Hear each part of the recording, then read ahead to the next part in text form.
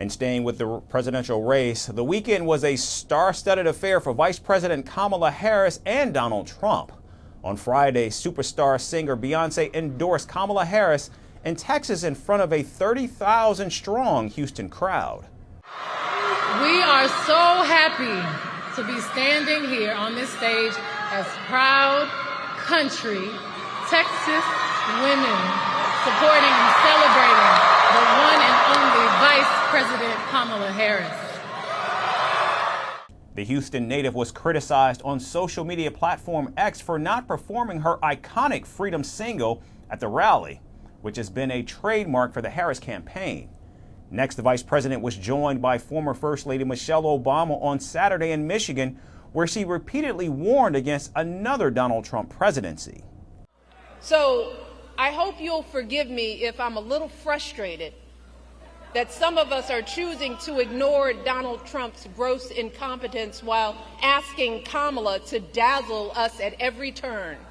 I hope that you'll forgive me if I'm a little angry that we are indifferent to his erratic behavior, his obvious mental decline, his history as a convicted felon, a known slumlord, a predator found liable for sexual abuse, all of this while we pick apart Kamala's answers from interviews that he doesn't even have the courage to do, y'all.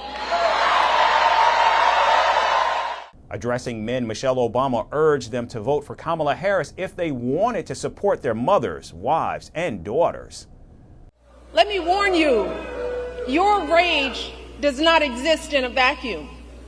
If we don't get this election right, your wife, your daughter, your mother, we as women will become collateral damage to your rage.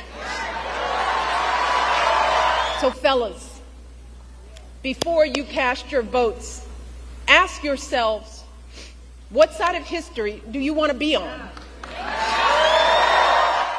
Now, while the former First Lady rallied for Kamala Harris, Donald Trump sat down with Joe Rogan for a podcast in Texas.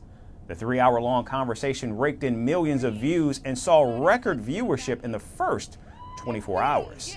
The interaction ranged from Donald Trump's assassination attempts to false claims that he won the 2020 election, before making a U-turn and accepting defeat when pushed by Joe Rogan for proof.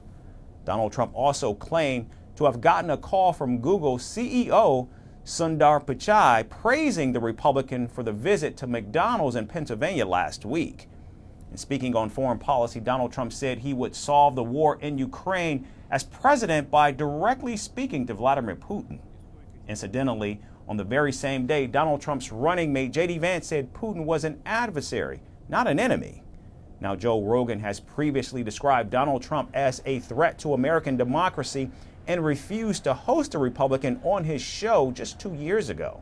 However, the two seemed friendly during the 3-hour-long chat as they shared stories about UFC and common friend Elon Musk.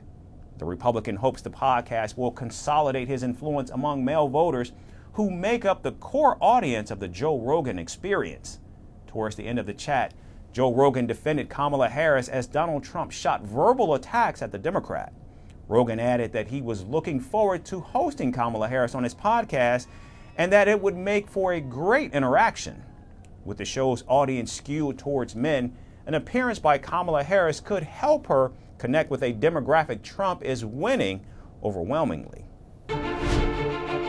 Firstpost decodes the U.S. election, explains how America chooses its president.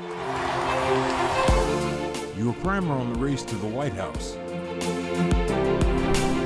Everything you need to know about how America votes and its global implications. U.S. Election Explained, every Monday and Thursday only on Firstpost.